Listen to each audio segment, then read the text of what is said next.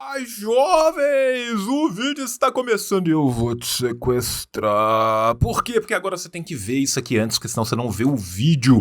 E lembra que isso aqui é um canal de YouTube, gente, então mete o sininho, comenta, compartilha no Twitter, compartilha no Instagram e já segue. Segue o nosso canal de cortes também, que o dia que você quiser ver um vídeo curto, você vê o canal de cortes, o dia que você quiser ver um vídeo longo, você vê aqui, e todo dia você vê os dois, e tatua um QR Code também de ambos, que facilita muito. Tatua na testa, que fica mais bonito. Do outro lado da testa, você põe um berro e escreve realidade. Tá certo? Esse aqui é um trisal, jovens. Trisal poligâmico louco do comunismo brasileiro. Eu, João Carvalho, várias redes aparece, tudo igual, a gente faz branding. E também quem? Rafael Correia, o melhor editor do Brasil e a maior artista gráfica do Brasil, Dona Nuni. João, me libera, João, eu quero ver o vídeo, João, você fala demais. Não. Doe pro tio.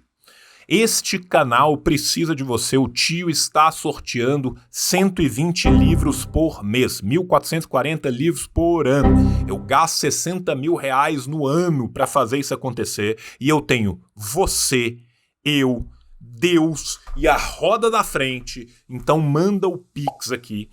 Pix, assim disse o João, @gmail.com. A partir de 5 reais você concorre. E não é só desse jeito, você também pode entrar como membro no nosso clube. Tem Apoia-se, tem Padrinho, tem o Caralho 4. Ah, João, eu moro na Cochichina, em 1342. Então manda o PayPal. Tem PayPal também no mesmo e-mail do Pix. Agora é isso. Agora você pode ver o vídeo. Tio te ama. Beijo. Tchau! Falha e falhará. Falha, falha e falhará. Falha, falha e falhará. Olá, jovens! Estamos aonde? Estamos no Brasil! Estamos no Brasil e hoje para voltar com o Mundo em Vermelho com um especial África Ocidental, mas antes disso vocês estão vendo aí um tanto de placa e o livro Aço Vermelho. Depois de muito tempo, finalmente voltou ao mercado o maravilhoso livro Aço Vermelho. Quem tá na Twitch tem o comando livro. Você que está vendo isso a posteriori no YouTube, você vai ver na descrição do vídeo um formulário, tá? Um formulário que você vai preencher para comprar. E como é que funciona? O livro, só o livro, 80 conto para qualquer lugar do Brasil, entregue. O livro mais uma placa, você pode escolher qual placa que você quer.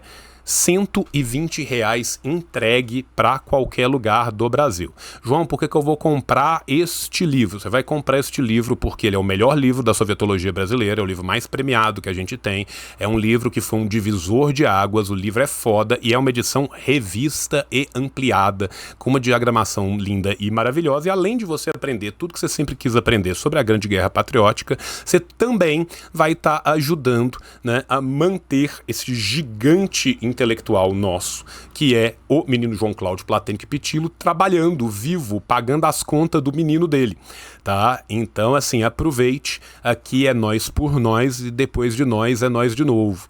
Então, durará enquanto durará os estoques. Corre, compre seu livro, seja feliz, tá? Vai ter livro pra todo mundo? Vai. Se terminar o estoque, o que a gente faz? A gente grita na gráfica, mas assim eu ponho medo e aí você anima de comprar mais cedo do que mais tarde, tá? A minha função aqui é pôr medo em vocês. Então não se esqueça, comanda o livro pra quem tá na Twitch e o link do formulário está disponível para vocês que estão vendo no YouTube. Tá certo, jovens? Então é isso, vamos começar. Hoje a gente vai falar, né, desse barril de pólvora que está prestes a explodir, né? O Império Americano está à beira do abismo, mas ele tomará a decisão correta e dará um passo à frente, né? Assim como um bom jogador português dando entrevistas, né? Assim, no melhor nível, entrevistas do Jardel no Grêmio da década de 90, né? O pessoal tá querendo arranjar mais um front de guerra, porque aparentemente só a Ucrânia e a tentativa de balcanizar a China não é o bastante. Então vamos tentar explodir uma guerra mundial desnecessária, na África. Aí para isso, para a gente fazer um balanço das atualidades, do cenário geral, de um pouco do que pode acontecer, eu trouxe simplesmente o maior especialista que a gente tem em geopolítica do nosso campo, né? Menino João Cláudio, lá no Guerra Patriótica. Se você ainda não conhece o canal Guerra Patriótica, por favor, coloque o comando Guerra Patriótica, dê uma entrada lá no canal, que é espetacular. João, seja muito bem-vindo, querido. Irmão, obrigado. Prazer estar aqui de novo com você e com essa tropa toda gigantesca que está sempre na tua contenção aí. E retornar para a gente falar de um assunto que é tão bandido no Brasil, né? Porque do mesmo jeito que o racismo estrutural se mantém de pé, ele também se ramifica para a questão do saber, para o campo da história. Então, tudo que é história relativa à África, ou nós não sabemos, ou sabemos muito pouco, né? E a África agora está nos dando a oportunidade da gente aprender um pouquinho mais, da gente sair dessa ignorância que que nos foi imposta, primeiro pelo colonialismo e depois pelo imperialismo, porque a coisa está quente na África Ocidental. E é muito importante que a gente entenda, aprenda, conheça, investigue, porque ali se tornou um fronte importante, como você falou.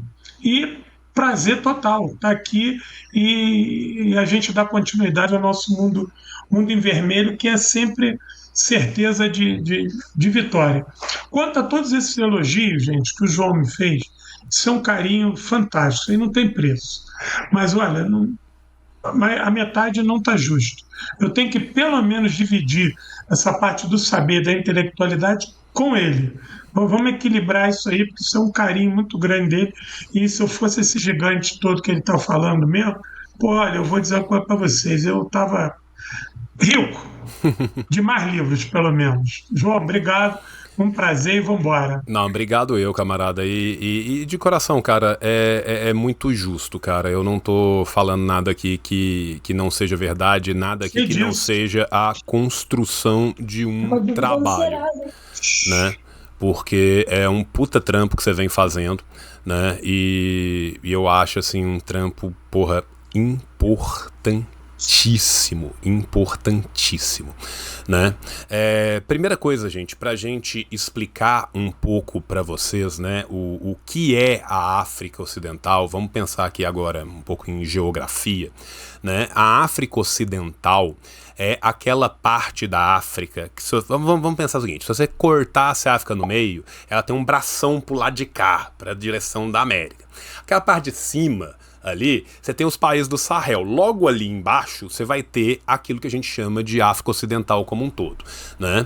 Você tem, né, a criação em 1974, 75, 76, na metade da década de 70, você tem o Tratado de Lagos, né, que vai ser obviamente firmado em Lagos, capital da Nigéria, onde você vai criar a Communauté économique des États de l'Afrique de l'Ouest, né, a comunidade econômica dos estados ocidentais africanos, ou em português, comunidade econômica dos estados da África Ocidental, né? Quais são estes países? Tá? Estes países são Benin, Cabo Verde, Costa do Marfim, Gâmbia, Gana, Guiné-Bissau, Libéria, Nigéria, Senegal, Serra Leoa e Togo. Uai, mas tá faltando 4. Tá, tem 4 países suspensos. Quais são os países suspensos? São os países Burkina Faso, Guiné-Conakry, no caso, né? Mali e Níger. Por quê que eles foram suspensos? Aí, meu amigo, é que começa o quissuco a ferver. Se você pegar qualquer jornalão, se você pegar o Washington Post, se você for pegar a BBC, todos eles vão falar: estes países foram suspensos porque houveram golpes de Estado contra suas solidíssimas democracias, e agora não tem mais democracia em Burkina Faso, não tem mais democracia em Guiné, não tem mais democracia no Mali, não tem mais democracia no Níger, né? E aí você vai se perguntar e vai falar assim, engraçado, né? Toda vez que apareceu minimamente na televisão qualquer uma desses quatro momentos de mudança, ou mesmo a tentativa que teve no Senegal, né, que era para o Senegal estar nessa lista também, mas eles conseguiram segurar o Kisuko antes dele terminar de ferver. Você tinha o povo todo na rua, o povo apoiando. Quando esses países foram suspensos, a galera, em vez de pedir a cabeça desses supostos terríveis ditadores, elas foram pra rua, pedindo para tirar os franceses mesmo, falando que a OTAN tem mais aqui tomar no cu, né? Implorando aos irmãos nigerianos que não invadam o seu país. Quando a Nigéria está aí à beira de encabeçar um crime fratricida, o que você tem na Nigéria? Você tem manifestações populares de centenas de milhares de pessoas pedindo que não entre no Níger, que não entre no Mali, que não entre na Guiné, que não entre em Burkina Faso. Então, assim, como que faz? Né? Vocês estão pedindo um mapinha, gente. Deixa eu ver se eu consigo colocar um mapinha aqui para vocês. Talvez eu consiga colocar um mapa para vocês. Eu só tenho que ver como que eu vou fazer isso aqui. Se eu passo o pitilo para cá, tá? Deixa eu só ver se isso vai funcionar. O pitilo tá aparecendo, tá? Eu só tenho que ligar a minha câmera agora e eu vou colocar um mapinha para vocês não acharem ruim, tá? Pera aí que eu vou dar um jeito nisso aqui para vocês, tá? Vamos lá. Deixa eu achar um mapa bom aqui. Pronto. O mapa ficou pequeno, mas dá para aumentar o mapa aqui, dá para vocês entenderem o mapa. Então, vamos ver. Estamos com um mapa, estamos com um negócio. Deixa eu dar um F11 aqui para o mapa ficar mais bonito, né? Aqui, cadê a janelinha do pitilo? Tá aqui. Uai. Não. Tá aqui. Isso. Aqui nós estamos com a janelinha do pitilo. Tá bonito. Agora falta só eu colocar o meu vídeo. Deixa eu colocar aqui 2 segundos, gente, que aí a gente resolve tudo na hora e vai dar certo. A gente imagina que sim. Cadê o trem? Captura. Dispositivo de captura de vídeo. Ok. E vamos colocar a câmera? Não, vamos fazer o contrário. Deixa eu só voltar aqui, gente, rapidinho, pra cá, que eu vou copiar um negócio aqui para eu facilitar para todos nós. Ok, vamos para lá de novo e vamos colocar isso aqui. Vamos me colocar aqui no cantinho. Opa, você volta, você fica aqui, você tá bem. Você que vem pra cá, meu anjo. Isso. Aí, ó, vamos colocar o tio aqui assim, vamos aumentar um pouco. Pronto.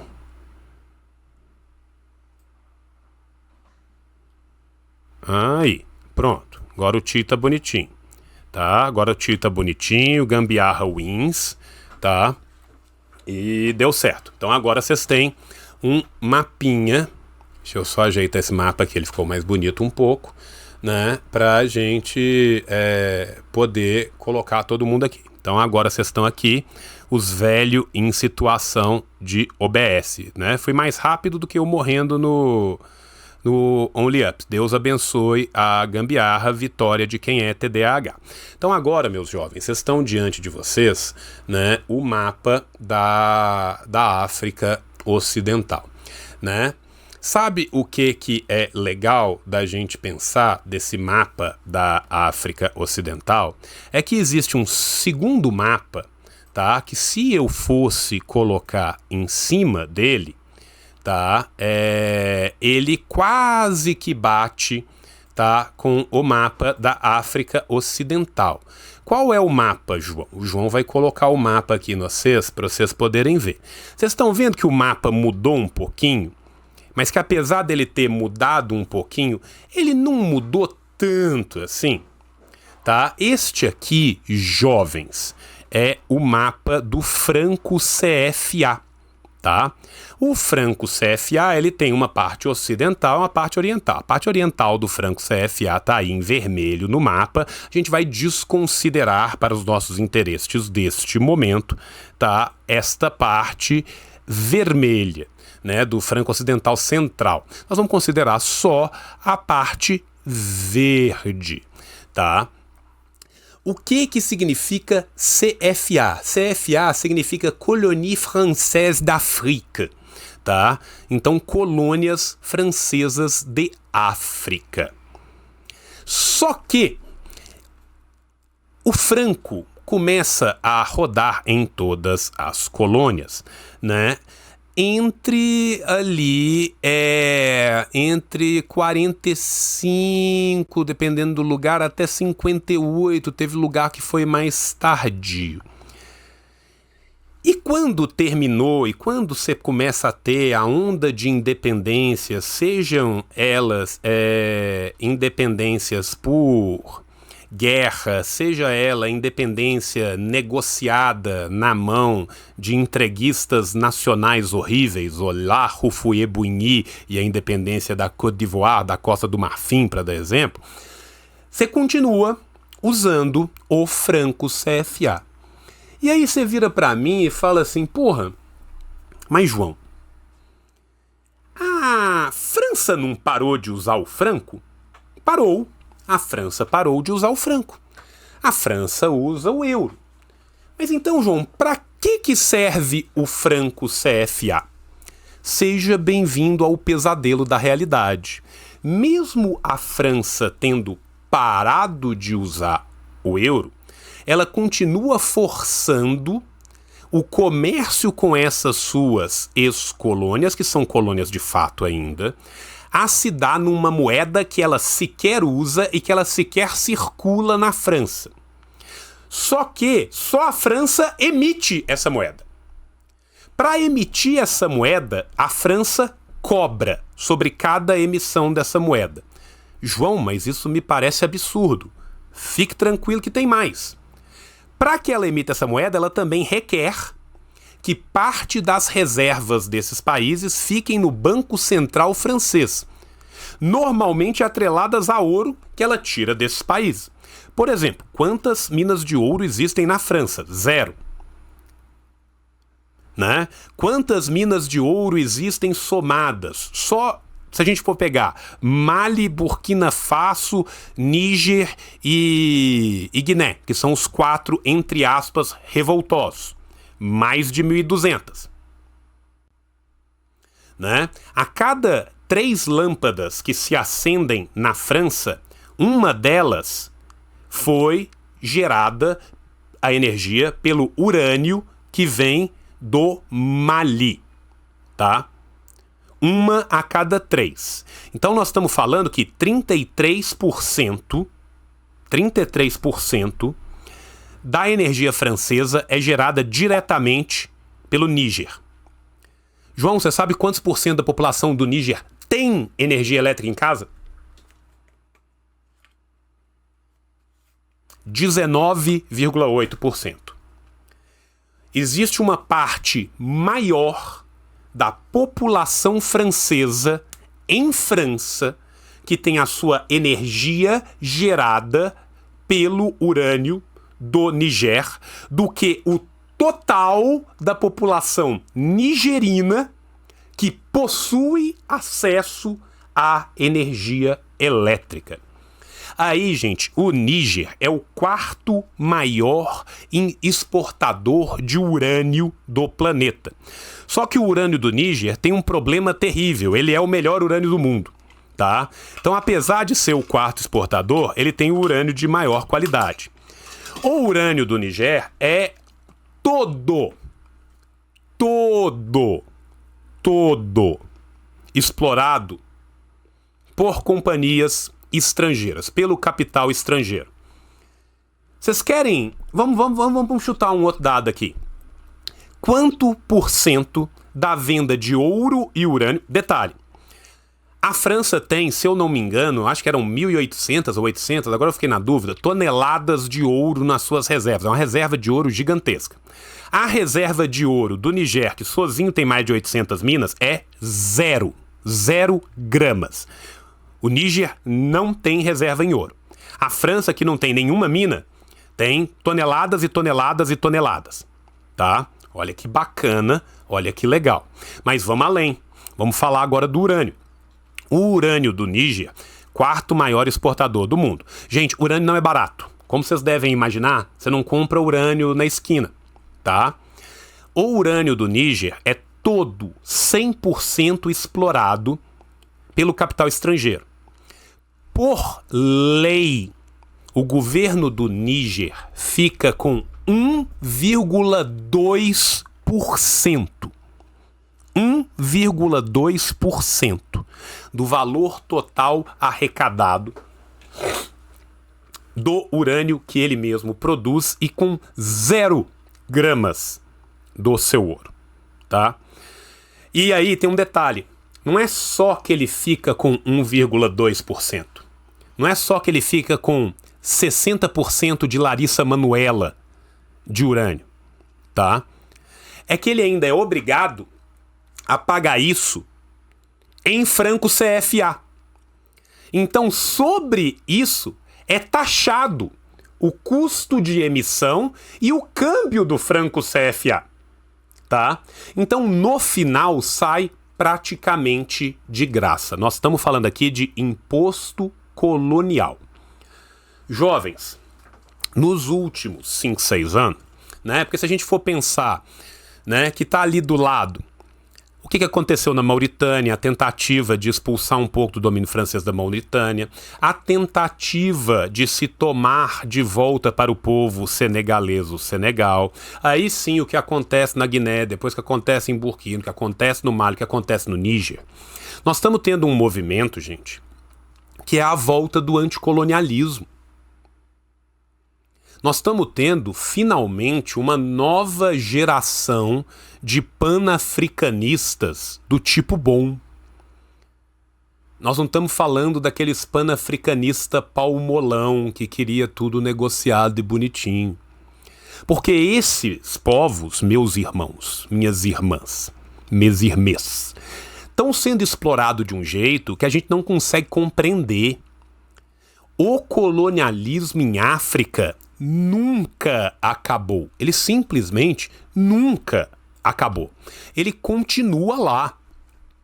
Nós estamos falando aqui, gente, de receber 1% da sua produção coligada de ouro e urânio. Seu país ter 19% de casas com energia elétrica, enquanto se acende 33%, 1 a cada 3 lâmpadas da França. Vocês entendem do que nós estamos falando aqui, jovens? Tá? Então, a mobilização desses países não é só que o rebelar-se é justo, o rebelar-se é necessário. Porque o colonialista, e a gente tem que deixar isso aqui bem claro, a França continua a ser um império colonialista. Um império que mantém artificialmente a moeda de 15 países, forçando eles a pagar pela emissão. Forçando eles não só a pagar pela emissão, mas cobrando imposto em cima do câmbio, cobrando imposto em cima da emissão, alterando o câmbio do jeito que quer, na hora que precisa. Cara, se esses caras não romperem esses grilhões, não romperem essa corrente, não buscar sua segunda, sua terceira, sua quarta, sua quinta independência, não sobrará ninguém. Não sobrará ninguém. Quando a gente fala de comunismo, quando a gente fala, é socialismo ou barbárie, é comunismo ou barbárie, meu irmão, a barbárie já tá aqui. A barbárie já existe. A barbárie é todo dia, tá? E nós estamos falando de países riquíssimos que artificialmente estão paupérrimos. Que isso é uma outra coisa que a gente precisa de quebrar. A gente fala África, aí desculpa o que eu vou falar. Qual que é a primeira imagem que vem na cabeça? É a porra de uma imagem do Médecins Sans Frontières, de um médico sem fronteira, de um negócio da ONU, que vai ser a coitada de uma criança desnutrida, com um barrigão inchado de lombriga, esperando ser comida por um corvo. E isso é uma imagem construída pelo Ocidente. Tá? Isso é uma imagem construída pelo Ocidente para quê? Para vender a ideia de que a África é incapaz, de que a África não consegue caminhar sozinha, de que a África nunca teve riqueza. Meu irmão, boa parte da ciência, da matemática, da tecnologia que nós temos como humanidade hoje, a gente deve ao continente africano. O continente africano sempre foi pujante e gigantesco. Escrita começa ao mesmo tempo nos dois, entre a África e a Ásia, tá? Enquanto os africanos tinham monumento que dava pra ver aquela porra da lua, os europeus estavam morando em cabana e fedendo, tá? Então é vendida essa ideia de que a África é pobre e que o seu povo é incapaz e que seu povo precisa de ser tutorado. Isso é mentira, isso é imperialismo, isso é colonialismo, isso é neocolonialismo. Então eu quero fazer essa primeira fala de abertura só situando um pouco geograficamente. Vou passar para o João para falar do que suco fervendo, tá? E quero deixar um salve latino-americano, terceiro mundista, anticolonial e panafricanista para cada um dos nossos camaradas de África. Porque a luta, meu irmão, não é só no Mali, não é só no Níger, não é só em Burkina, não é só na Guiné. A luta é a luta do povo saarauí. A luta é a luta da reconstrução do Partido Comunista na África do Sul. A luta é pela reconstrução do Timurenga em Zimbábue. Nossa luta vai na África inteira. Nossa luta é uma luta tricontinental. Tricontinental. Em 66, Cuba, farol da América Latina, nos trouxe o tricontinentalismo. Quem abre, quem dá o show na conferência é Amílcar Cabral, pai do PAIGC. O homem responsável pela independência de Guiné e do Cabo Verde. Este homem nos convidou, o Che nos convidou a criar quantos Vietnãs fossem possíveis e precisos. Meu irmão, é isso que nós vamos fazer. Então, toda a força, a real independência dos nossos irmãos da África. E é isso. Enquanto tem bambu, tem flecha. Vai lá, Pitilo.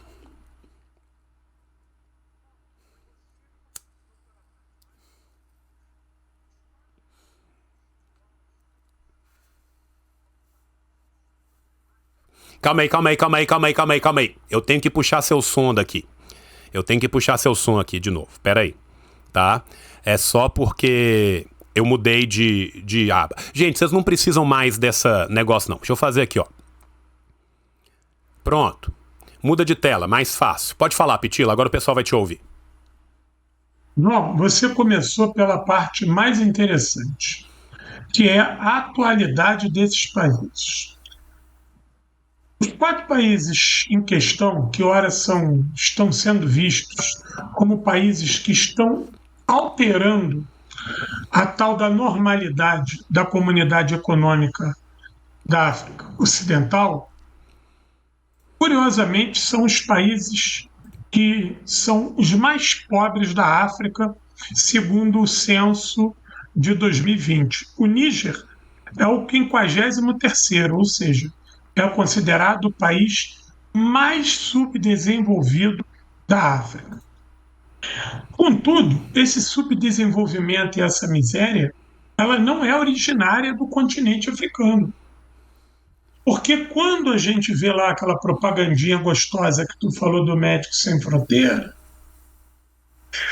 quando a gente, pelo menos nós, a minha, você e essa turma da geração um pouquinho mais à frente, nós estamos acostumados a ver epidemia de ebola na África, fome na Etiópia. Tudo isso é uma coisa que tem só 500 anos. Porque a fome e a miséria foi implantada no continente africano pelo colonialismo. Antes das caravelas, não existia fome nem miséria no continente africano. Pelo contrário, existia riqueza. As grandes caravanas de comércio que adentravam o chifre da África e se ligavam com a África subsaariana, elas chegavam na África sedentas por uma série de materiais, de uma série de produtos que existiam só na África. E são esses mesmos produtos que as caravelas, tempos depois, vão buscar. Só que não de maneira justa, como eram as caravanas que levaram o islamismo para o chifre da África. Esses bons católicos, esses bons cristãos, eles chegaram na África munidos de muita doença e da máxima do dividir para conquistar. E quando eles pegaram uma régua e começaram a traçar a África, a gente vai ver isso. Eu convido aqui os companheiros e as companheiras a darem uma olhada no continente africano, no mapa, que vocês vão ver várias linhas retas formando países. Isso foi feito realmente com uma régua.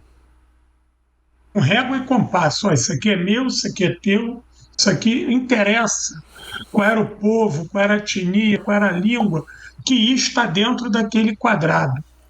Porque ela seria subjugada como qualquer outro. Quando se fez o mapa da África, a gente primeiro conhece como mapa rosa, né, dos portugueses, das colônias portuguesas.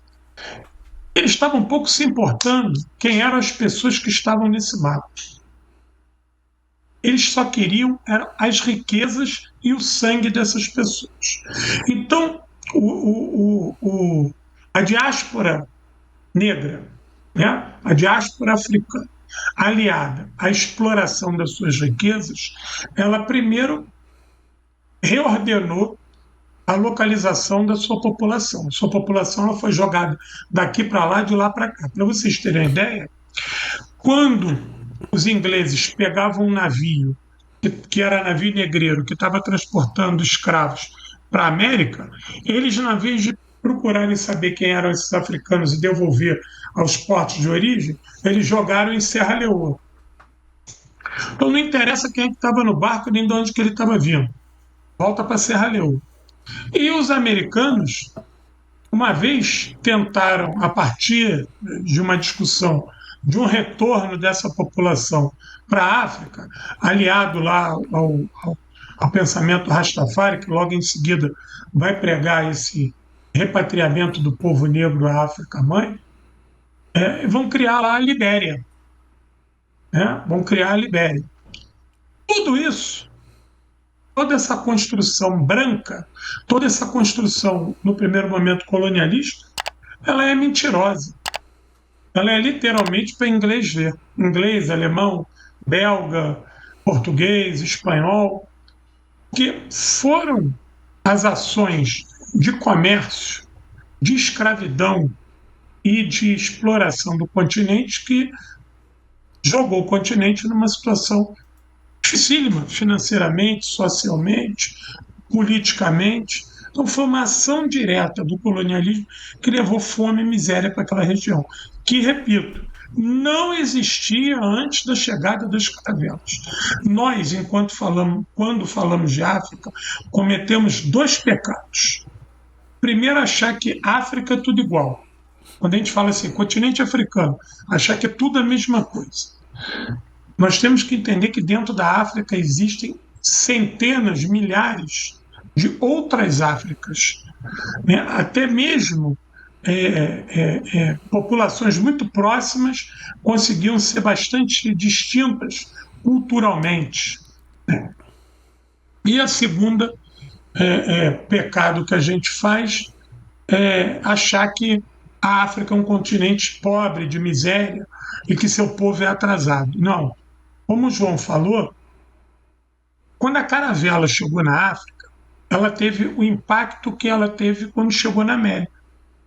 Porque quando o português, o espanhol, o francês chegaram na África, ele chegou fedendo, cheio de piolho, cheio de escorbuto, extremamente ignorante e violento.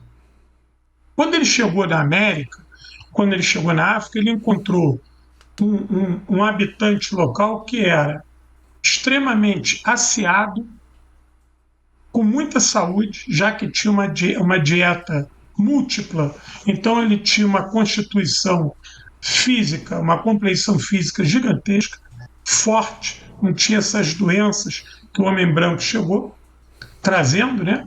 E ele tinha compreensão de que era preciso viver em equilíbrio com a natureza. Eu falo isso para meus alunos. O primeiro desastre ecológico do planeta foi produzido pelos portugueses aqui na região sudeste, quando eles levam todo o pau-brasil. E aí os índios percebem que está faltando água e comida, começam a se negar a derrubar o pau-brasil. Esse é o primeiro conflito que acontece. E isso vai acontecer na África também, em muitas regiões. Em vários momentos, os africanos vão resistir à chegada do colonizador, porque eles percebem que, primeiro, seu modo de vida estava sendo alterado para pior. E segundo, que a questão da escravidão, ela estava sendo usada para a sua dominação, já que quando eles dividiram a população em quem seria o grupo que ia se auxiliar na caça e quem seria o grupo que seria caçado, logo muitos perceberam que isso era uma destruição em geral. Logo eles perceberam que aqueles que estavam auxiliando na caça, ao término de caçar, seriam caçados.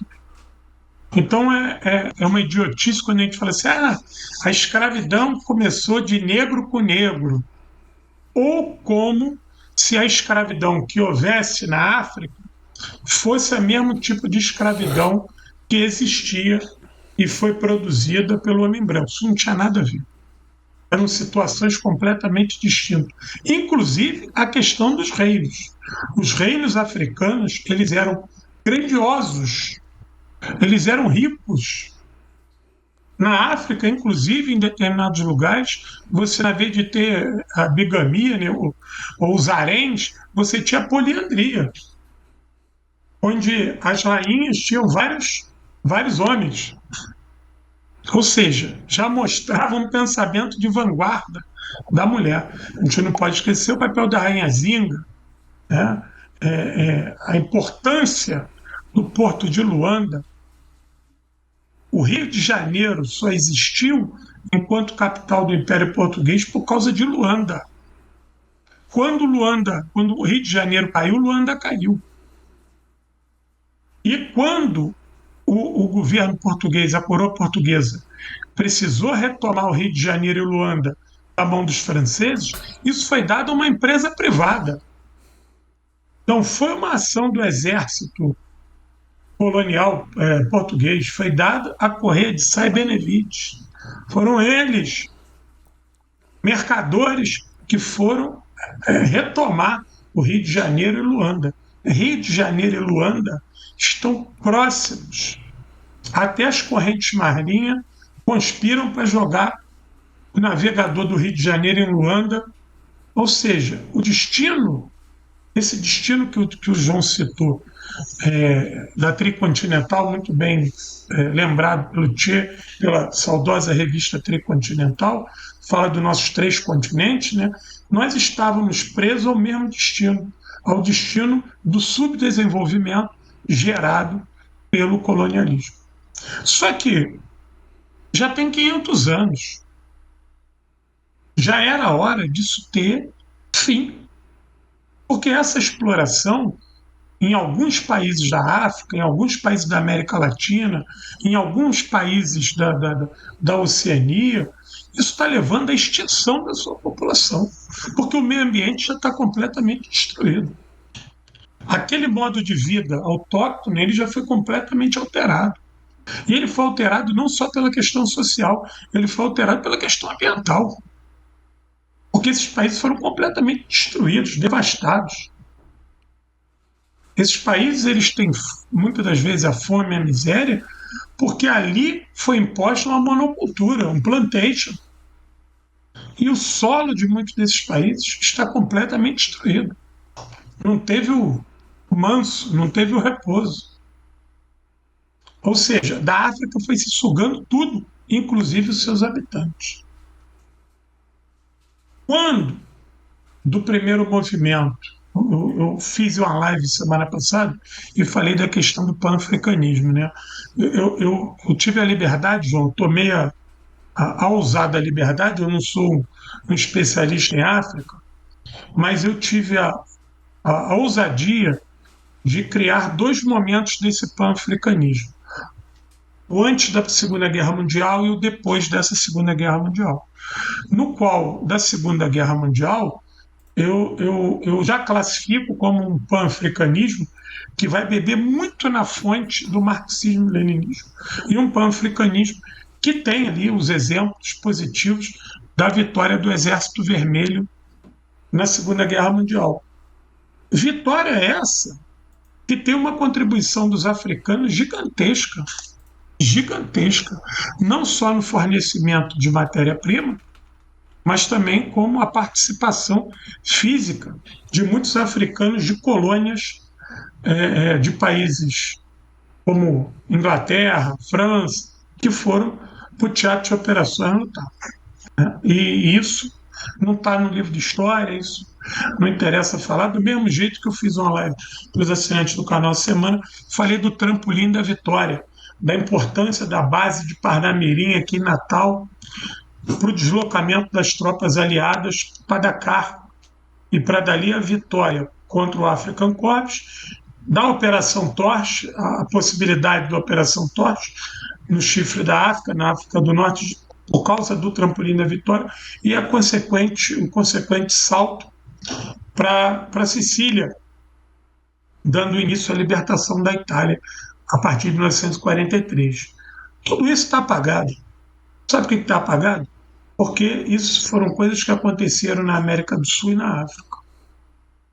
A África, ela tem sofrido não só com esse apagamento da sua importância através dos séculos, mas também nós praticamente não temos acesso a saber, a ter conhecimento das suas riquezas, que são drenadas diuturnamente por essas ações do colonialismo que ainda são vigentes. Se tem um local no planeta onde o colonialismo ainda atua como atuava há 500 anos, é na África. E sobre a égide dessas velhas potências do capitalismo central. E se não fosse também as riquezas africanas, não tinha tido Revolução Industrial, não. O ouro das Américas foi muito importante, mas as matérias-primas da África, o seu ouro também, suas pedras preciosas, tanto quanto. Isso é apagado. O Níger, eu volto a dizer para vocês, é considerado o país com o menor IDH do continente africano. Esse país é um país que não é pobre. Burkina Faso não é pobre. Mali não é pobre. Não é pobre. Guiné não é pobre.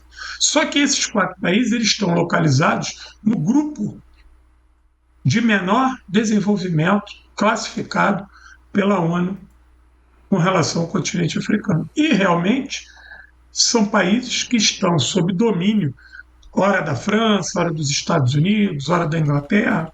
Seus governos são governos fantoches e cumprem a missão simples de fazer, ora, a contenção social, ora, garantir a exploração das suas riquezas e do seu povo.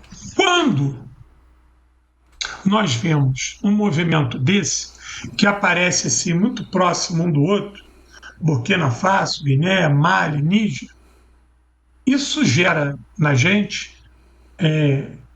no primeiro momento, uma grande curiosidade. E conforme a gente vai investigando os sinais que vêm, os sinais que surgem, nos leva a ter uma outra felicidade, de saber que um movimento anti-imperialista está se desenhando. A intensidade desse movimento a gente tem que medir. A gente tem que entender as contradições, tem que entender a capacidade de avanço e de resistência desses governos, o tamanho do apoio popular que essas lideranças têm, mas surge num momento muito especial. Surge como mais um Vietnã, não aquele Vietnã que o Che tanto precisou, né, que ele tanto acreditou que poderia ser construído para aliviar a luta dos guerrilheiros heróicos do Vietnã, mas também para alavancar a luta nas Américas. Mas surge aí um Vietnã, surge aí uma trincheira importante que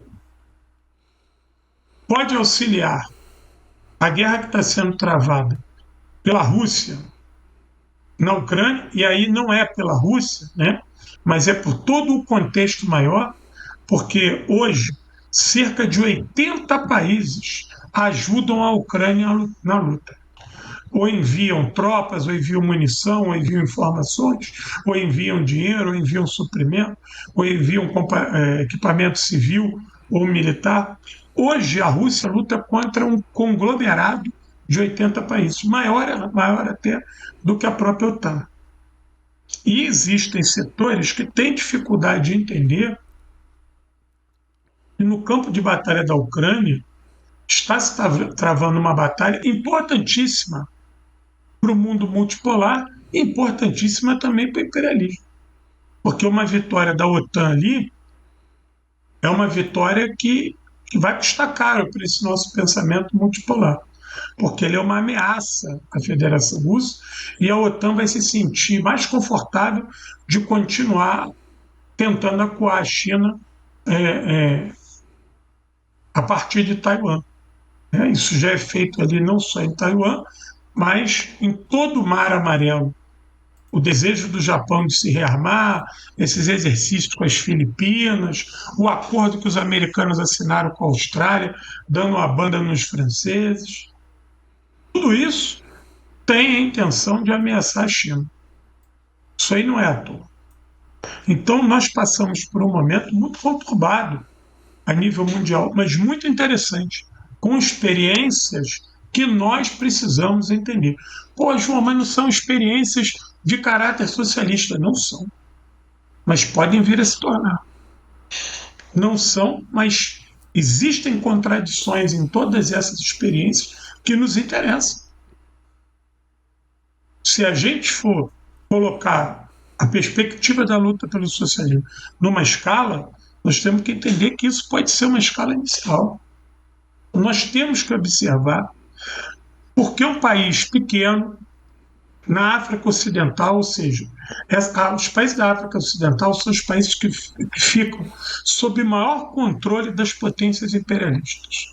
Os países da África Ocidental, além de muito ricos, eles têm um porto interessante. A localização geográfica da África Ocidental é a parte mais próxima das Américas. Então, todos aqueles países que participam ali da comunidade econômica, né, da África Ocidental, eles são fornecedores de matérias-primas estratégicas para o capitalismo central. Sem dizer que a localização geográfica de muitos deles ali fornecem suporte para grandes navegações que buscam o Atlântico Sul. Quando você vê 4 pequenos países começarem a dizer não a esse processo de dominação, isso é complicadíssimo para o imperialismo. Porque o imperialismo vê bases importantes, e aí essas bases não são só bases econômicas, financeiras, mas bases com posições geográficas importantes, não só para apoio, mas como plataforma de ataque contra o resto do continente. Eu falei aqui, no Níger e no Mali, você tem bases francesas. A maior base de drones dos Estados Unidos está no Níger. A maior base de drones dos Estados Unidos. Eu pergunto a vocês, por que tantos drones na África? A condição desses drones são drones de observação de quê? Será que esses drones também não fazem parte do processo de prospecção do solo africano? Sim, claro que sim. Esses drones eles trabalham em apoio aos satélites que ficam vigiando a crosta terrestre, onde é que tem ouro, onde é que tem diamante, onde é que tem nióbio, onde é que tem bauxita, onde é que tem urânio. Isso são, hoje, os metais mais importantes, que são metais condutores. Então, esses 4 países estão fazendo um movimento ousado. E algumas coisas nos chamam a atenção. Primeiro, que são militares que estão tomando a frente desse processo, na maioria dos casos. E nós não vemos um movimento desses envolvendo militares desde desse pan-africanismo do pós-guerra. Isso é um detalhe importante. Esses países eles estão próximos da Líbia. A Líbia hoje é a joia da coroa. A Líbia hoje é a joia da coroa. Eu estava vendo aqui na internet, ainda não confirmei, mas por favor, a turma que está com a gente aí, confirma se eu não estou falando bobagem. Parece que o porto de Trípoli vai ser arrendado à Turquia. Vai ser arrendado à Turquia. Ou seja, eles tiveram que matar o Gaddafi para começar a esquartejar a Líbia. E a quantidade dita pelos estadunidenses de terroristas que hoje circulam no Sahel é enorme e precisam ser combatidos. Mas esses terroristas lutam para quem e por quê? Será que é só fundamentalismo religioso? A gente sabe que isso é uma grande balela. Por mais que a religião esteja envolvida, a luta deles é terrena, não é espiritual. Eles têm o objetivo de assaltar o Estado. E eles vão assaltar o Estado para quê? Esses estados que podem cair na mão desse conglomerado terrorista que opera ali no Sahel, tendo a Líbia como uma das suas bases, eles têm um tino. O tino deles é socialista ou é capitalista? Ao tomarem o Estado, eles vão fazer o quê? Socialização dos meios de produção, ou vão consensualizar com o imperialismo e continuar vendendo suas riquezas naturais? Porque foi assim que o Daesh fez. O Estado Islâmico, quando ele se levanta ali entre o Iraque e a Síria, ele vai vender petróleo para as empresas multinacionais, sem nenhum problema. Lembrando que Dona Hillary Clinton, assume a participação dos Estados Unidos no surgimento do Daesh. Assim como o Departamento de Estado estadunidense já assumiu a sua participação no surgimento da Al-Qaeda. E aí quando você pega... desculpa te interromper, João, mas é só porque assim... À vontade. Um dado que eu acho que é interessante e que vale a pena... vale a pena a gente mencionar, só em Burkina Faso, antes dela conseguir voltar a ter o mínimo de de uma tentativa de soberania, né? Você tinha a insurgência jihadista do Sahel, o Al-Murabitun, a Al-Qaeda no Maghreb Islâmico, o Ansar al-Islam e o braço do Daesh no Maghreb Islâmico. Tá? Então, isso, se você for pensar, do lado, né, você tem o Boko Haram, né? Do lado ali na Nigéria você já tem o Boko Haram. Ou seja, nós estamos falando de 7 ou 8 grandes divisões de terrorismo mais fundamentalista possível, da galera que faz uma interpretação bizonha da lei corânica a partir de conservadores malucos do século XII, né? E que todo lugar que eles tomam, o primeiro lugar que eles vão se resolver é com o empresariado, com o capital transnacional. O João falou da base militar estadunidense. Vamos lembrar aqui que no Níger você tem base militar estadunidense e base militar francesa. Que na maioria desses países você tem 2 bases de países estrangeiros, quando não tem 3, quando não tem 4, quando não tem 5. Né? Então assim, não é só um país, são vários países disputando os espólios desse colonialismo, sabe? E uma outra coisa só que eu vou me permitir pontuar brevemente, eu devolvo a palavra para você. Você falou assim, pô, eu não sou nenhum especialista em panafricanismo e história da África, mas vou me permitir aqui. O panafricanismo se torna muito diferente depois da Segunda Guerra Mundial. Verdade. Verdade. Sabe por quê? Porque dentro do panafricanismo a gente tem 2 grupos que a gente pode falar assim, que são muito importantes no pós-Segunda Guerra, que é o grupo de Casablanca e o grupo da Monróvia, né? O grupo da Monróvia, ele é deste panafricanismo histórico, que era um panafricanismo liberal, tá? Chamado inclusive de panafricanismo minimalista, tá? Que vai ser o Azikiwe, na Nigéria, o Senghor, Leopold Sédar Senghor, que é um dos fundadores não só, né, do panafricanismo, mas da revista Présence Africaine, né, quando ele ainda estudava na França, né, que vai ser um dos fundadores do movimento da Negritude, né, que é um movimento muito influenciado pelo academicismo de vertente liberal francês. É muito irônico, porque junto com ele tem um cara que chama M. Césaire, que funda a revista e rompe depois com ele. O M. Césaire vai virar um dos maiores marxistas-leninistas que a gente teve na face da Terra, e o Leopold Sédar Senghor continua um liberal. E o pior de todos eles, que é o Félix Houphouët-Boigny, que era o presidente da Costa do Marfim, que era um cara que odiava a África e os africanos, que era um cara que enchia o peito para bater a mão no peito e falar que ele tinha uma vaga na Academia de Letras da França. Ele se considerava um francês, né? Do outro lado, você vai ter o grupo de Casablanca, que aí é Gana, Guiné, Egito, Mali, Sudão, Tunísia, Líbia e o governo argelino ainda no exílio. Aí quem que são esses caras?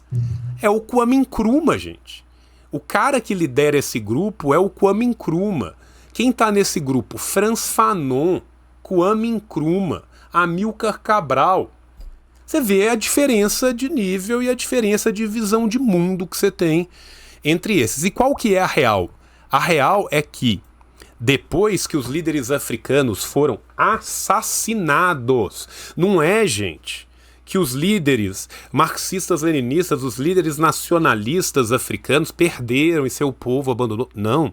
A esmagadora maioria deles foi assassinados pelos serviços de inteligência europeus e, quando muito, Patrick Lumumba, africano a serviço dos europeus. Samora Machel foi morto pelo Serviço de Inteligência da África do Sul, capitaneado pelo MI6 e pelo Serviço de Inteligência francês. Lumumba não apenas foi morto pelo Serviço de Inteligência francês, como o Congo recebeu uma intervenção covarde da ONU. Quem termina de destruir qualquer oportunidade de um Congo livre foi a ONU. Foi a ONU, gente. Tá? O Blaise Compaoré mata o Sankara com o dinheiro vindo de França. São mais de 30 líderes. 30 líderes africanos. Fizeram com o Gaddafi, João. Sim. Não obstante, em pleno século XXI, eles foram lá matar o Gaddafi. Depois do Gaddafi ceder e ceder mais, porque a gente gostava demais do Gaddafi do Antigo Testamento. O Gaddafi, amigo do Berlusconi, era foda. O Gaddafi já tava numa fasezinha ali. Amigo de Sarkozy. Não dá. Sabe? Porque ele tentou ceder, que ele pensou assim, não, vou ceder e vai manter. Aí os caras falaram assim, então tem cheiro de sangue na água? É o tubarão. Gente, tubarão sente cheiro de sangue na água, ele ataca. Né? Então nós estamos falando de um país que tem uma longa construção. E essa construção, gente, o João voltou na Libéria. A Libéria foi uma das pontas de lança para roubar o continente africano. O missioneirismo evangélico no século XVIII, XIX em diante foi uma ponta de lança para roubar, para depenar o continente africano.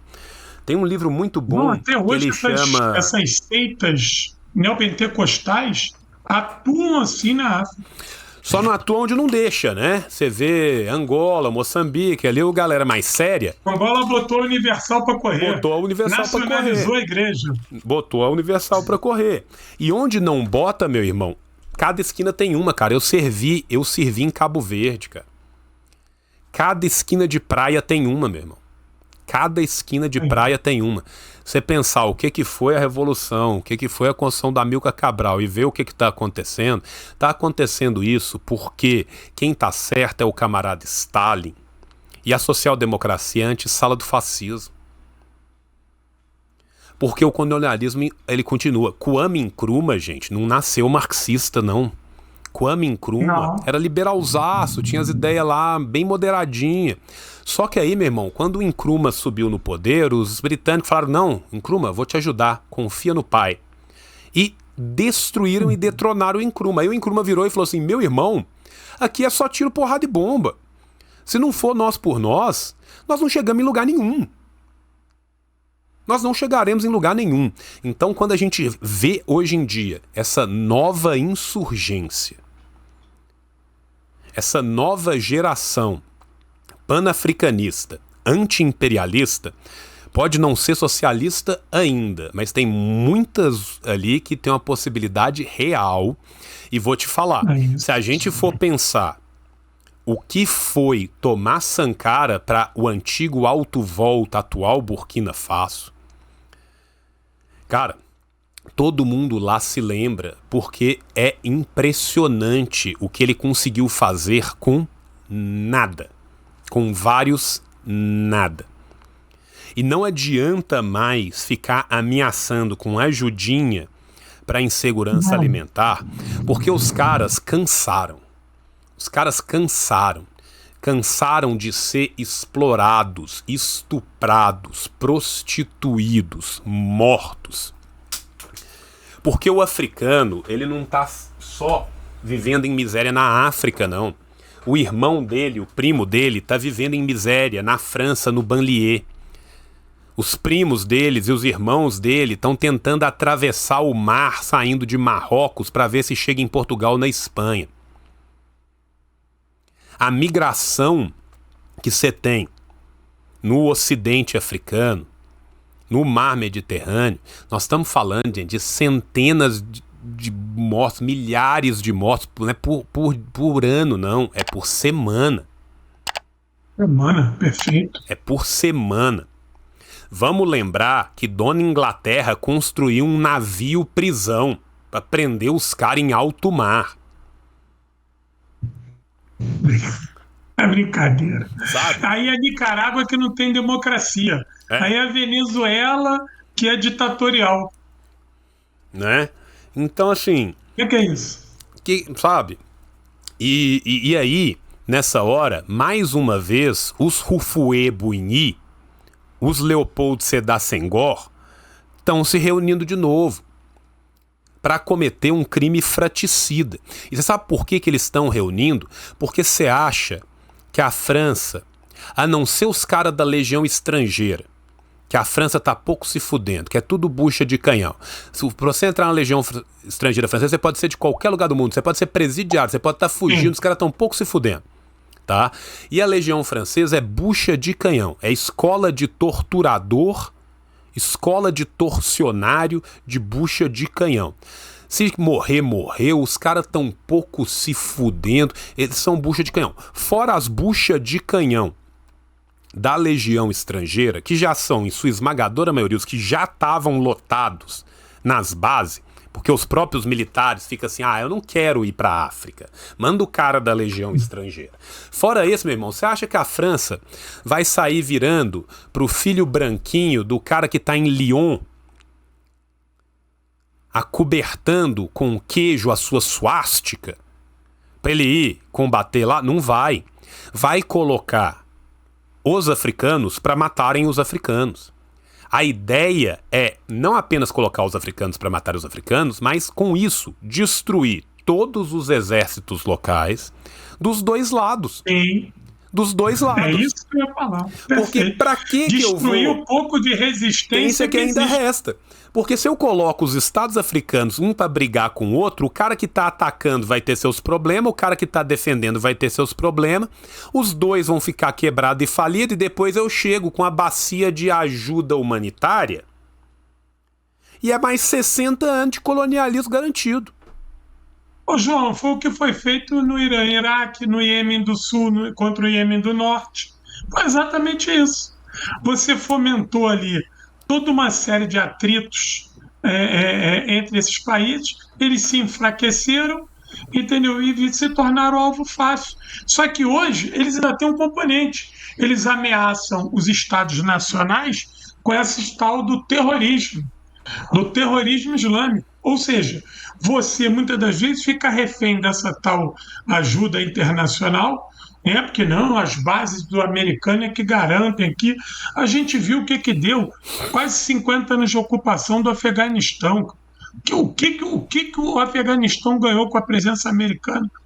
O que era o Afeganistão socialista e o que é o Afeganistão hoje? Ó, eu li aqui. Puta que pariu. Aqui, só fazer um comentário com você, né? Burkina Faso, gente, é um país minúsculo. O Alto Volta é um país minúsculo.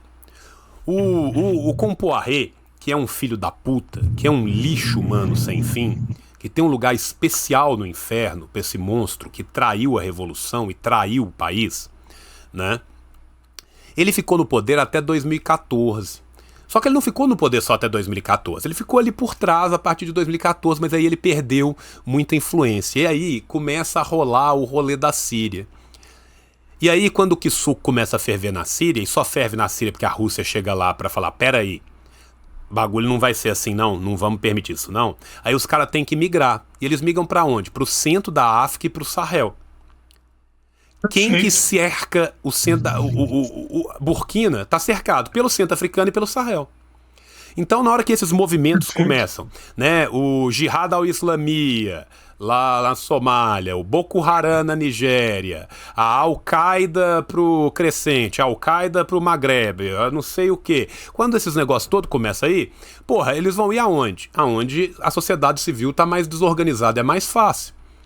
Né? É muito mais fácil eu travar uma guerra, dependendo do lugar, dentro de Burkina Faso ou dentro do Mali, que já estava há 20 anos com os berberes sendo mortos e assassinados sem parar um segundo, do que eu tentar tomar Lagos, que é uma caceta de uma cidade de 20 milhões de pessoas, que tem uma estrutura. Nigéria é uma nação rica, tem uma pujança internacional, então os caras foram para ali. E aí todos esses países, Mali, Níger, Burkina Faso, Guiana, Senegal, todos eles começam a aumentar.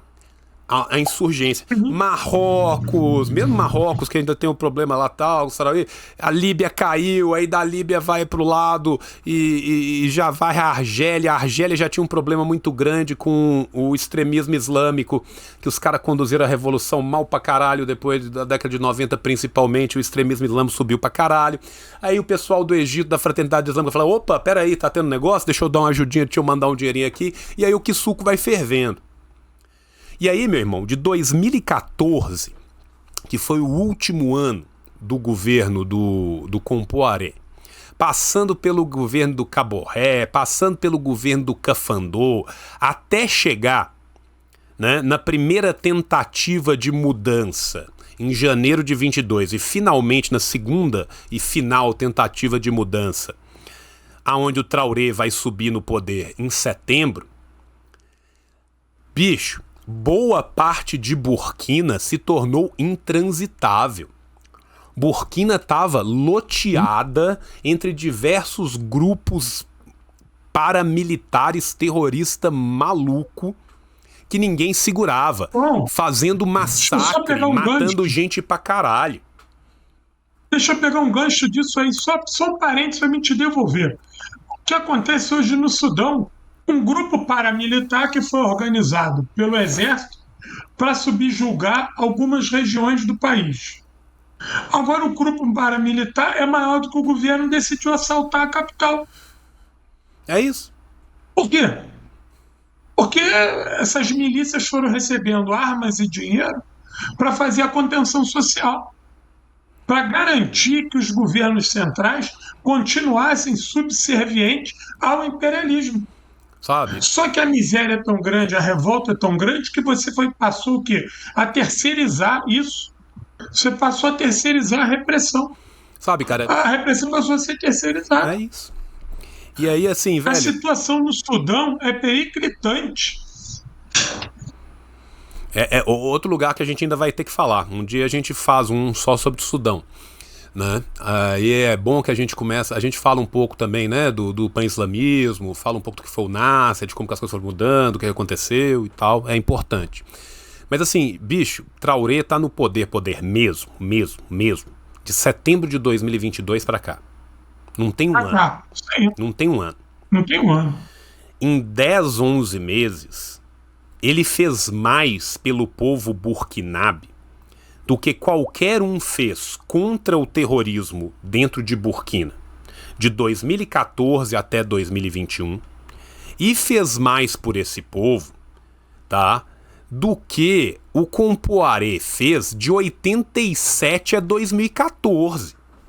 Então, assim, meu irmão, não é à toa que quando ele fala, quando ele vai na rua, quando ele fala que vai ajudar, os caras estão se dispondo a ajudar a ponto do cidadão burkinabe, que é um cidadão paupérrimo, que depois do sonho que foi Sankara, com o fantoche do Compaoré depois, a vida dele ficou uma merda, que foi perseguido pelo radicalismo islâmico de várias coisas diferentes brigando lá dentro, os caras estão se oferecendo para ir lutar pelo Mali, para ir lutar pelo Niger, para ir lutar pela Guiné. Países esses que até 2 anos atrás, na CDAO, estavam se matando por fronteira. Perfeito. As burguesias locais ficavam com as fronteiras fechadas e um tentando prejudicar o outro. Agora, as 4 ditaduras que o Ocidente está falando, os povos estão se unindo, as fronteiras estão reabrindo. Tá tendo visita de ministros de relações exteriores de um com o outro, cara.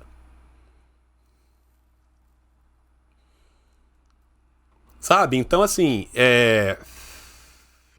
quando eu penso nisso, cara, eu vejo uma ressurgência daquele panafricanismo que o Kwame Nkrumah lutava, daquele panafricanismo que o Ahmed Ben Bella lutava, aquele panafricanismo que um Frantz Fanon lutava.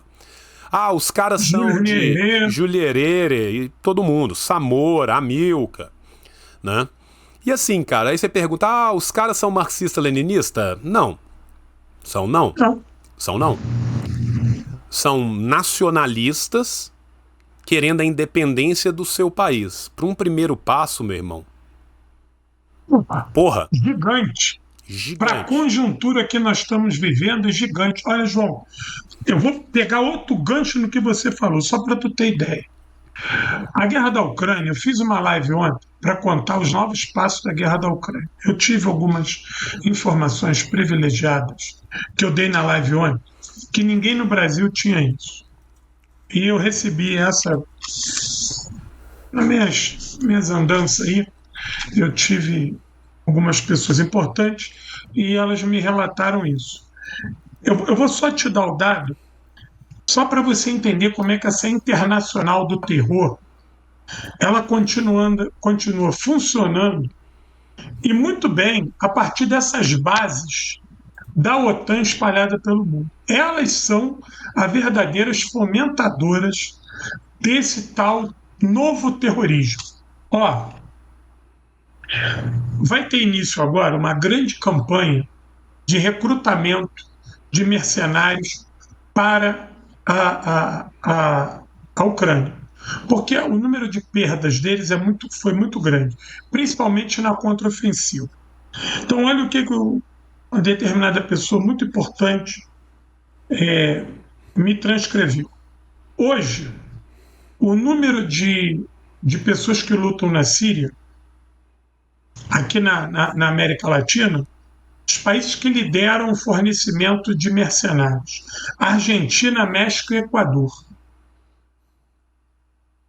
Esses caras estão indo para lutar com plena consciência contra a Rússia e do lado do fascismo e a serviço do imperialismo. Argentina, México e Equador. Ou seja, nós vamos ter uma mão de obra técnico-militar de orientação fascista. Eu espero que todos eles morram lá. Mas caso não morram, eles estão voltando para os seus países. E aí só pensa o que foi as prévias na Argentina, só pensa no assassinato político no Equador. Perfeito. Era isso que eu queria chegar. Nós não podemos esquecer que o cara, um belo dia andando na rua, sacou a pistola e botou na cara da Cristina Kirchner e disparou, né? Ó, Kiev intensificou seu recrutamento, vai jogar pesado, nos países latino-americanos, asiáticos e na Ásia Ocidental. O foco desse recrutamento vai ser Argentina, Brasil, Afeganistão, Iraque e as áreas da Síria que estão sob domínio daquelas autodefesas curdas, aqueles Peshmerga, bancado pela Turquia e pelos americanos. Os países árabes estão a cargo da CIA. A CIA que está fazendo recrutamento na Arábia Saudita, Emirado dos Árabes Unidos e Bahrein. Contudo, há um forte movimento em recrutar ex-terroristas na Síria e no Iêmen. Eles estão sendo chamados a abandonar o terrorismo, serão anistiados se vierem lutar na tal Legião Internacional. E se trouxerem a sua arma e o seu equipamento militar, ainda recebem um bônus militar, recebem um bônus financeiro a mais. Essa Legião Internacional hoje, ela luta na Ucrânia com cerca de 20 mil anos. Eles têm a esperança que nos próximos 30 dias eles consigam virar para 30 mil homens, ou seja, eles querem recrutar 10 mil homens nessas regiões que eu te falei. Ou seja, a perspectiva de paz nessas regiões é zero, porque você está convidando esse bando de mercenário reacionário, porque está claro, João, teve uma coisa que não aconteceu porque eu quis, nem que você quis. Há uma identificação dos setores fascistas com a Ucrânia. E olha que eu não estou dizendo aqui que a Ucrânia é fascista, que o governo é fascista, que o Zelensky é fascista. Eu não estou dizendo isso. Mas há uma identificação automática pelo trabalho ideológico que a OTAN vem fazendo no mundo todo, e principalmente na América Latina, de que setores fascistizados encontram na Ucrânia o seu recreio, o seu campo de atuação prático, onde eles vão botar em campo esse desejo, essa ansiedade pela morte. É lá. É nesse sentido que eu peço e solicito a todos os companheiros que estão aqui que façam uma reflexão sobre o papel da Rússia.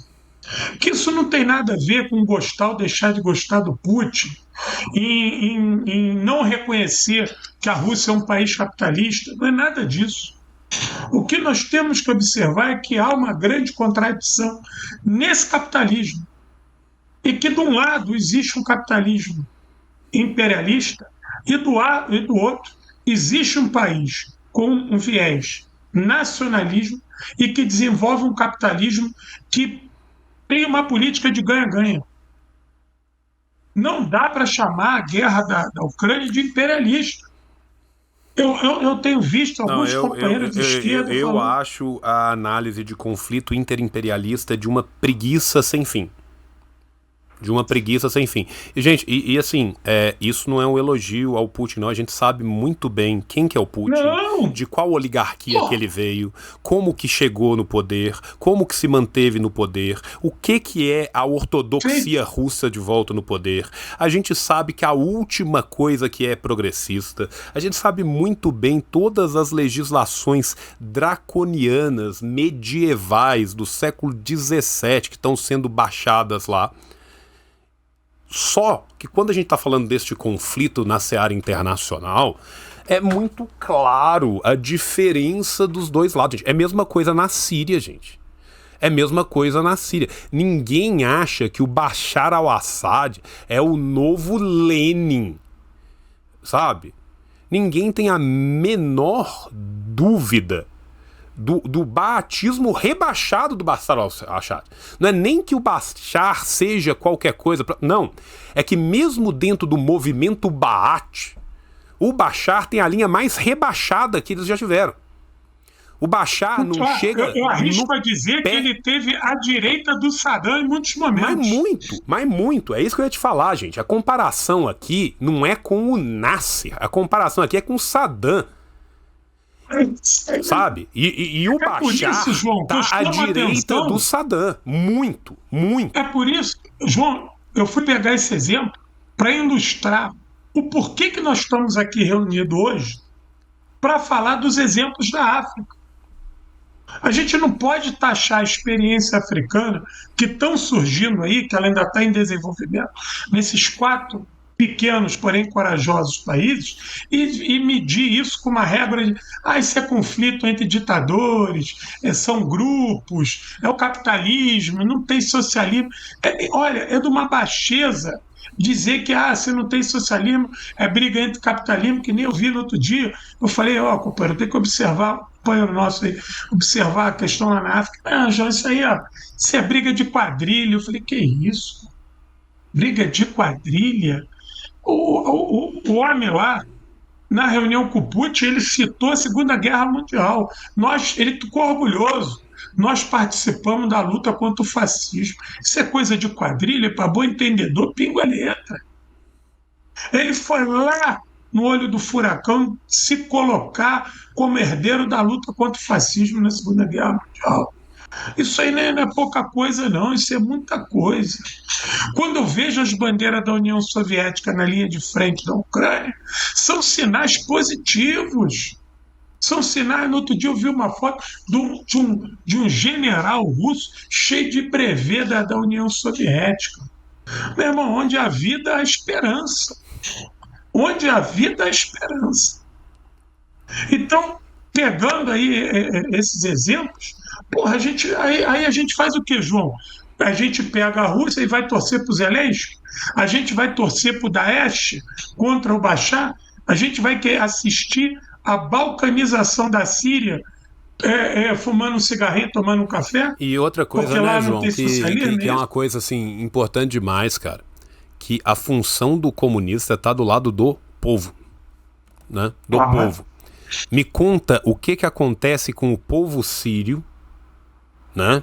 Muitos deles sequer muçulmanos são, né? Perfeito. Se o Daesh ganha, o que acontece com o povo sírio? Fodeu. Tá?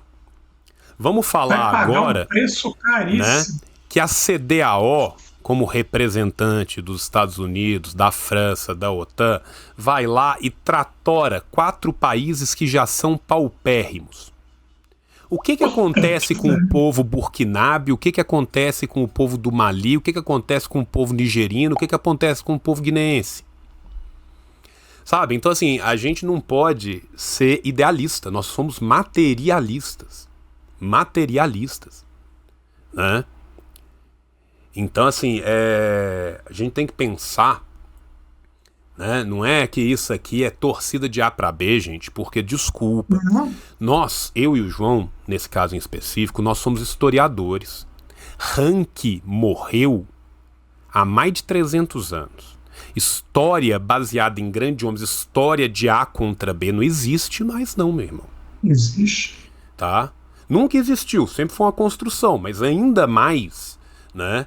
A gente não está falando disso não. Nós estamos falando de um país que tem a 4ª maior exportação de urânio do mundo, tem centenas, mais de 800 minas de ouro, e a própria população, 4 a cada 5 não tem acesso a luz. Luz. Vocês entendem do que a gente está falando aqui? Nós estamos falando de olhar para um outro ser humano, ter empatia com ele e falar: esse cara merece tudo. Esse cara merece a reconstrução e a liberdade. Esse cara merece uma liberdade verdadeira e uma independência verdadeira que ele ainda não teve. Ele se insurgir é sinônimo de que ele ainda tem esperança. Isso aí. A rebelião, ela é justa e mais do que justa, sabe, é necessária. Sabe, é necessária,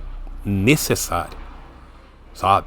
Porque nós estamos falando aqui, gente, de milhões de pessoas vivendo vidas e mais vidas basicamente inumanas, sem acesso a nada, com uma taxa de mortalidade infantil gigantesca, com uma expectativa de vida baixíssima, num sistema de exploração absurdo.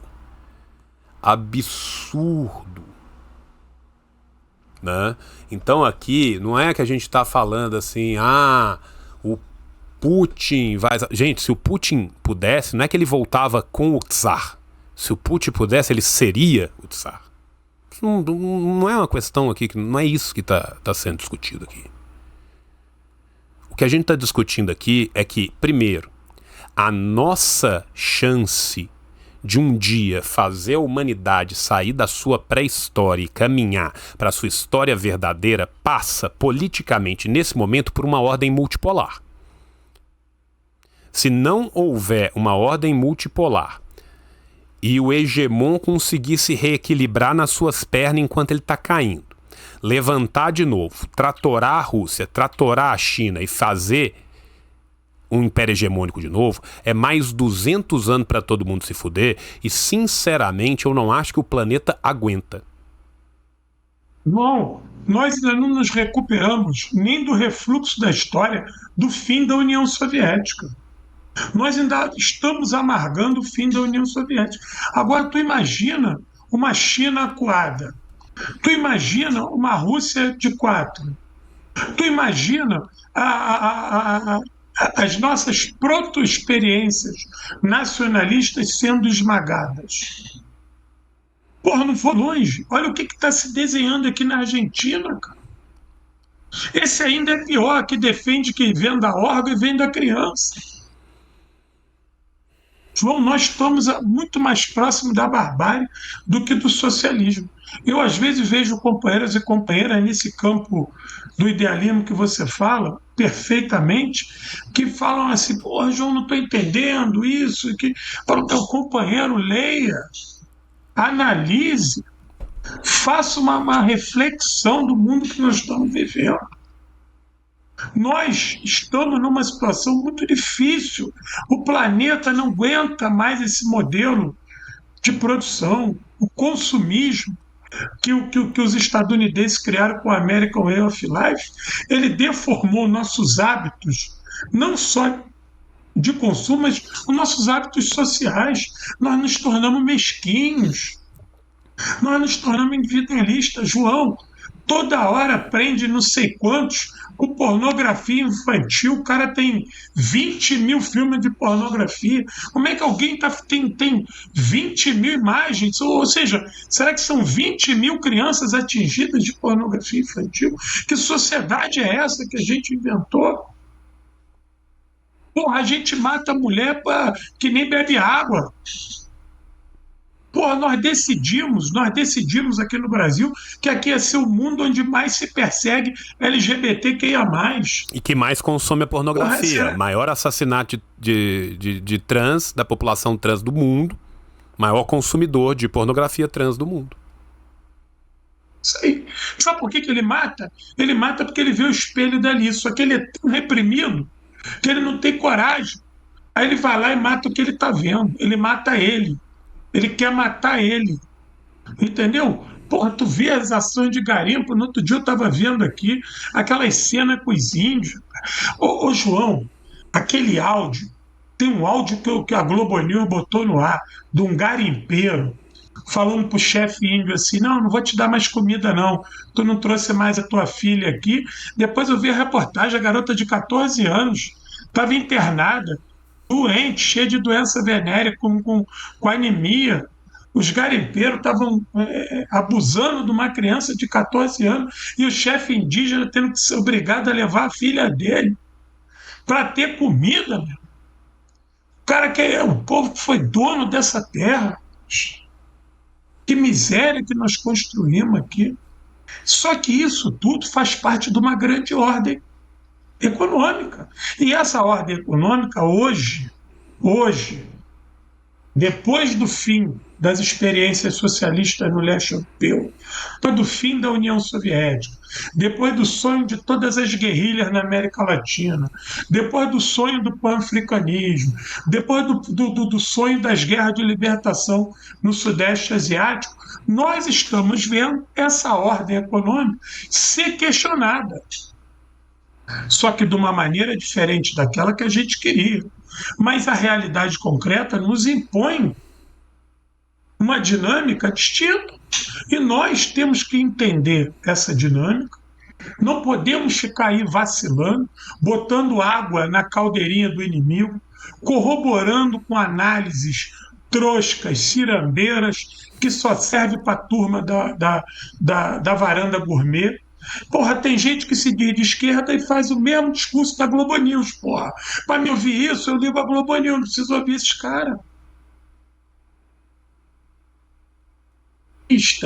E que a Ucrânia, meu Deus, o que a Ucrânia virou? A Ucrânia tinha não sei quantos laboratórios de bacteriológico, de arma química. Para que você faz isso ali, cara? Qual é o intuito de quantos laboratórios que a Rússia desmantelou na região? Pô, os cara ressurgiram com bandeira, cara. Stepan Bandeira. Tem um shopping em Kiev que tem uma estátua do Stepan Bandeira, João.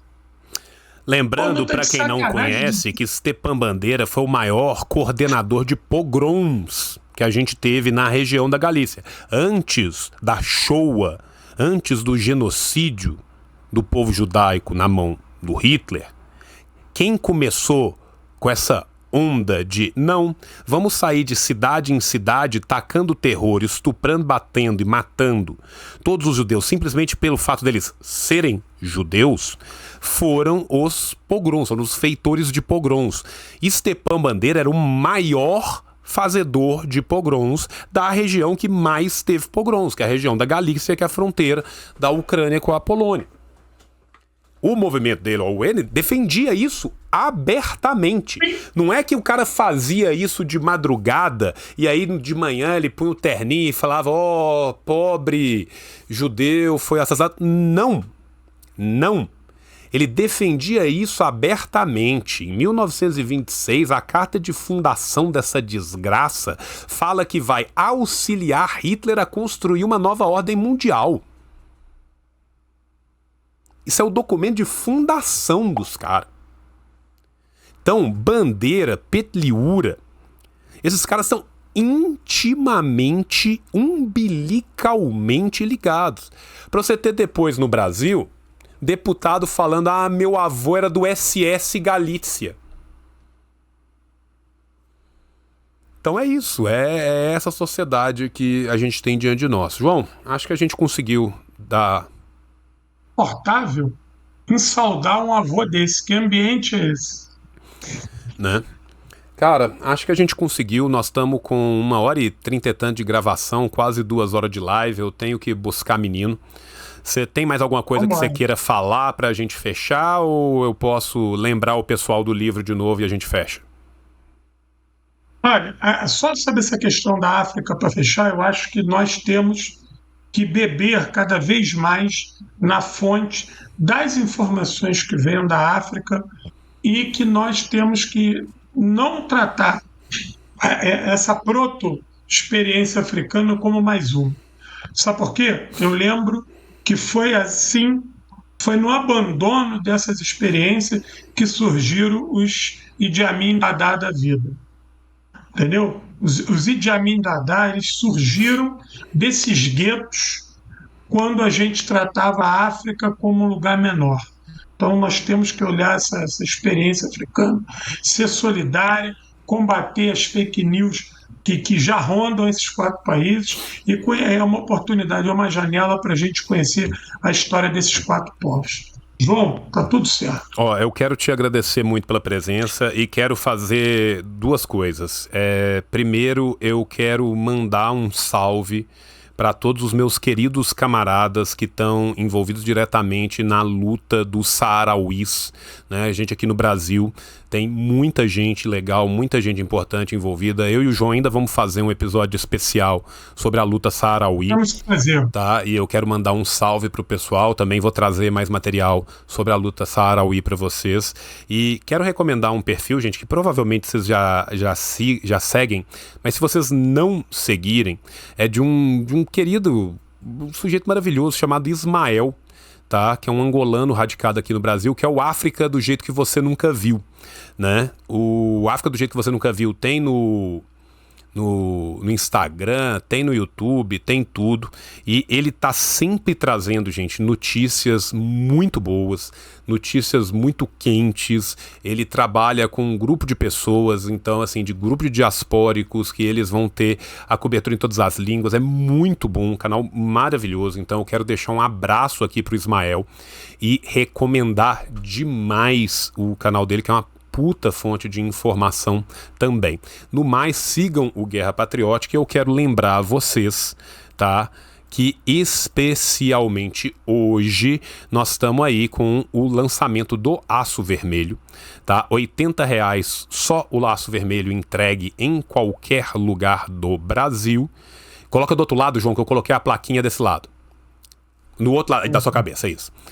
E por R$120, hoje especialmente, você leva o Aço Vermelho mais uma plaquinha à sua escolha, tá? Não é qualquer placa randômica não, você escolhe qualquer uma delas, tem todas elas lá no Instagram do João.